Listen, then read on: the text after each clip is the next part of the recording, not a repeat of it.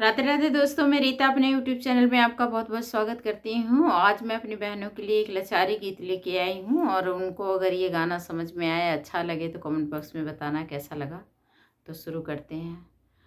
चदरिया में लागै दर दर किनारी, चदरिया में लागै दर दर किनारी। अपने ससुर जी से हम बड़ा ज्ञानी, अपने ससुर जी से हम बड़ा ज्ञानी।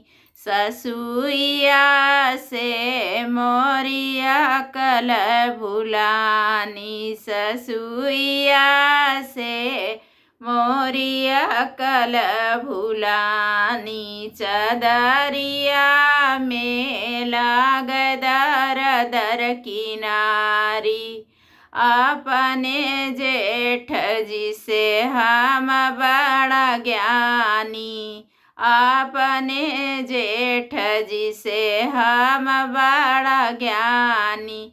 जेठानिया से मोरिया कल भुलानी, जेठानिया से मोरिया कल भुलानी। चदरिया में लागै दर दर किनारी, अपने देवर जी से हम बड़ा ज्ञानी, अपने देवर जी से हम बड़ा ज्ञानी। देवरानिया से मोरिया कल भुलानी, देवरानिया से मोरिया कल भुलानी। चदरिया में लागै दर दर किनारी, अपने बलम जी से हम बड़ा ज्ञानी, अपने बलम जी से हम बड़ा ज्ञानी।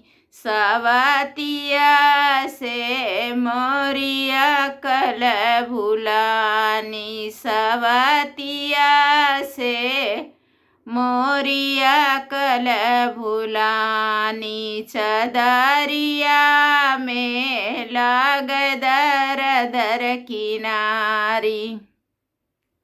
कैसा लगा मेरा ये गीत कमेंट बॉक्स में बताना।